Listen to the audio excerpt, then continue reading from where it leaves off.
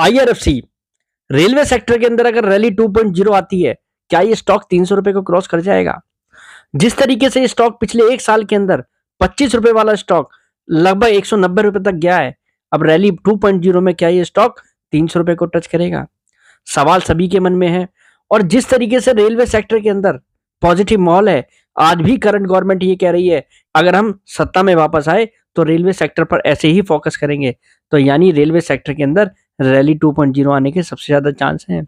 जो जो लोग बाग ये मानते हैं कि हमारी करंट गवर्नमेंट इस लोकसभा के चुनाव में सत्ता में वापस आ रही है, मुझे लगता है उनके लिए रेलवे सेक्टर काफी पॉजिटिव सेक्टर है और इसका जवाब आपको आने वाले कुछ महीनों के अंदर मिल जाएगा। जैसे ही चुनाव की तारीखें पास पास आएंगी, वैसे ही आपको रेलवे स्टॉक्स भागते हुए दिखेंगे उस कंडीशन में। जैसे जैसे बाजार को ये आभास होगा कि करंट गवर्नमेंट ही सत्ता में वापस आ रही है, आप देखिएगा railway sector stocks, power sector stock, government के इस कार्यकाल में मार्केट फ्लेवर थे, वो आगे भी ऐसे भागते हुए दिखाई देंगे। अभी भी इन शेयरों में वैल्यूएशन के लिहाज से काफी अच्छा गैप है, वैल्यूएशन के लिहाज से आज भी सस्ते दिखाई देते हैं। और आईआरएफसी जैसी कंपनी जो अपने सेक्टर के अंदर मोनोपोली वाली कंपनी है, मिनिस्ट्री ऑफ रेलवे को जिस वो भी पैसे की जरूरत है वो इस कंपनी के माध्यम से ही आता है, तो इस कंपनी की री रेटिंग क्यों नहीं हो सकती? तो आज के इस वीडियो में मैं आपके साथ बात करूंगा क्यों इस कंपनी के अंदर रैली 2.0 आ सकती है, ऐसे कौन से कारण है जो उसकी री रेटिंग हो सकती है और उस री रेटिंग में ऐसा कौन सा पॉइंट है जिसके कारण ये 300 प्लस टारगेट को टच कर सकती है। तो चलिए वीडियो को शुरू करते हैं। हेलो फ्रेंड्स, मैं Vipin Jain, founder of learn equity with Vipin Jain. Friends, आप सभी ने रैली 1.0 के अंदर इरकॉन, आईआरएफसी, आरवीएनएल और प्राइवेट सेक्टर के अंदर देखें टेक्स मैको, टीटागढ़, जुपिटर वैगन, सभी शेयरों के अंदर एक रैली देखी है। और सच बात यह भी है कि आईआरएफसी अपने हायर लेवल 190 रुपए से लगभग 35 से 40% करेक्ट होके अब 140 रुपए के आसपास काम कर रहा है। और एक इसके अंदर पॉजिटिव न्यूज आपको और भी बता दूं मैं, इस कंपनी के अंदर आपको जल्दी QIP देखने को मिलेगा, क्योंकि इस कंपनी के अंदर भी गवर्नमेंट को अपनी स्टेक 75% के नीचे लानी है। और मुझे लगता है वो कहीं ना कहीं कंपनी के लिए वो रैली 2.0 की स्टार्टिंग होगी। ऐसा कहने के पीछे कारण क्या है? क्योंकि QIP में कहीं ना कहीं इसके अंदर इंस्टीट्यूट्स आएंगे और अगर 140 रुपए के आसपास भी इस कंपनी के अंदर इंस्टीट्यूट्स एंट्री करेंगे, तो आप सोचिए कि इस कंपनी के अंदर जब बड़ी मछलियां 140 रुपए के आसपास आने को तैयार हैं लॉन्ग टर्म व्यू के हिसाब से, तो इस कंपनी के अंदर क्यों नहीं रैली आएगी? पर इन बातों को फिर भी साइड रख दें, मुझे लगता है इसके अंदर रैली के 2.0 के काफी बड़े कारण बनेंगे। अब उन कारणों को जरा डिस्कस कर लेते हैं। आईआरएफसी के बिजनेस मॉडल को आप अच्छी तरीके से जानते हैं कि कंपनी रेलवे सेक्टर को फाइनेंस करती है, इसके बारे में बताने की आपको कतई जरूरत नहीं है। आईआरएफसी एक प्रॉफिटेबल कंपनी है, ये भी आप जानते हैं। आईआरएफसी एक डबल डिजिट आरओई वाली कंपनी है, ये भी आप अच्छी तरीके से जानते हैं। और अगर आप देखें 190 रुपए के आसपास जब इस कंपनी का प्राइस था, उस समय ये कंपनी लगभग 2,48,000 करोड़ की मार्केट कैप वाली कंपनी थी। लगभग 2,48,000 की मार्केट कैप एंजॉय कर रही थी और लगभग AUM के हिसाब से बात करें, एसेट अंडर मैनेजमेंट, तो कंपनी का लगभग 4,66,000 करोड़ रुपए का AUM था।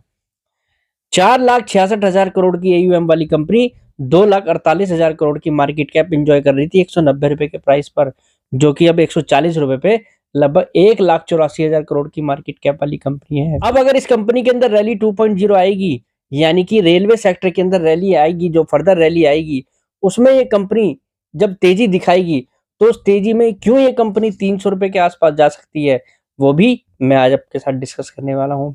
कारण सबसे बड़े ये भी हैं कि कंपनी की अगर ओवरऑल लोन बुक में देखें तो लगभग 98% एक्सपोजर जो है वो मिनिस्ट्री ऑफ रेलवे के तहत है। यानी कि ज्यादातर कंपनी जो है मिनिस्ट्री ऑफ रेलवे को ही फाइनेंस कर रही है। रेलवे कंपनियां जो सरकारी कंपनियां उनको फाइनेंस कर रही है।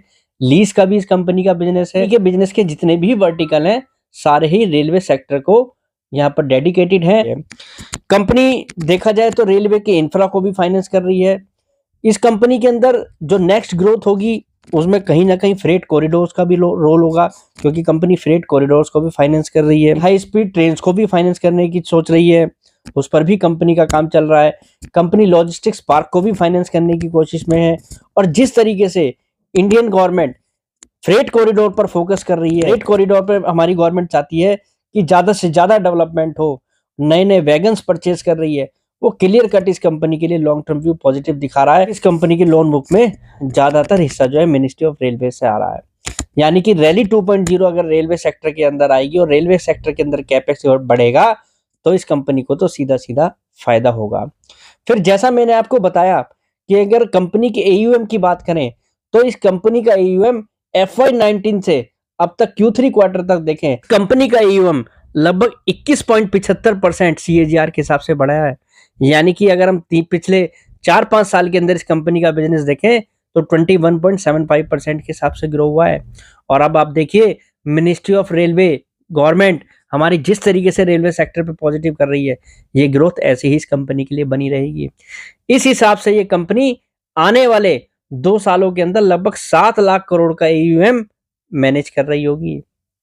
और कंपनी की अर्निंग अगर इस हिसाब से भी चलती रहे या यहाँ से और बढ़ जाए तो इस कंपनी की री रेटिंग क्यों नहीं होगी। अगर इस कंपनी को 2,48,000 करोड़ का मार्केट कैप मिल सकता है 4,66,000 के एयूएम पे, तो 7 लाख के एयूएम पे इस कंपनी को इस हिसाब से 3,70,000 करोड़ का मार्केट कैप इजीली मिल सकता है, जो इस कंपनी को वैल्यूएशन अभी पास्ट में मिले हैं।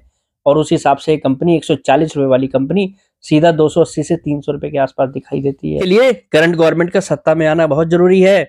और लोकसभा चुनाव के बाद मुझे लगता है अगर यही गवर्नमेंट सत्ता में वापस आएगी तो आप देखिए रेलवे सेक्टर फिर से दौड़ेगा, क्योंकि गवर्नमेंट का फोकस रेलवे सेक्टर पर विशेष रूप से है और जिसका फायदा रेलवे कंपनियों को मिल रहा है। और ये कंपनी जो है रेलवे कंपनियों को ही लोन बांटने का काम करती है और ज्यादातर PSUs को ही लोन देती है, क्योंकि इस कंपनी की क्लाइंट लिस्ट में इरकॉन और RVNL जैसी कंपनियां भी शामिल हैं। तो आप देखिएगा इस फॉर्मूले के साथ आपको IRFC के शेयर में आने वाले समय में 300 रुपए तक की रैली देखने को मिल सकती है, अगर रैली 2.0 वाकई ही रेलवे सेक्टर के अंदर आएगी। और ये तो आपने देखा ही है कि किस तरीके से इन्होंने 1 साल के अंदर ये शेयरों ने कितना मल्टी बैगर रिटर्न बना कर दिया है। तो मेरी नजर में IRFC का स्टॉक जिन लोगों के पास है, अब नियर टर्म में अगर थोड़ी बहुत गिरावट यहाँ से आए तो आप बिल्कुल मत घबराइए। अगर आपने इस स्टॉक को होल्ड करा है, हायर लेवल पे भी लिया है, अब आपको यहाँ पर इंतजार करना चाहिए। इस कंपनी का अगर QIP आता है या OFS आता है, वो भी इसकी डी रेटिंग का स्ट्रॉन्ग कैंडिडेट बनाएगा इसको, और हो सकता है ये न्यूज आपको जल्दी ही सुनने में मिले। तो मेरी नजर में जिन लोगों के पास IRFC है, कन्विक्शन के साथ होल्ड कीजिए, लॉन्ग टर्म के हिसाब से होल्ड कीजिए। रेलवे सेक्टर की तेजी अगर आएगी तो इस कंपनी के अंदर जरूर आएगी, क्योंकि कंपनी जो है रेलवे सेक्टर के अंदर काफी अहम रोल प्ले कर रही है। तो आज के लिए इतना ही, कल फिर मुलाकात करते हैं एक नई वीडियो के साथ। फिलहाल के लिए नमस्कार।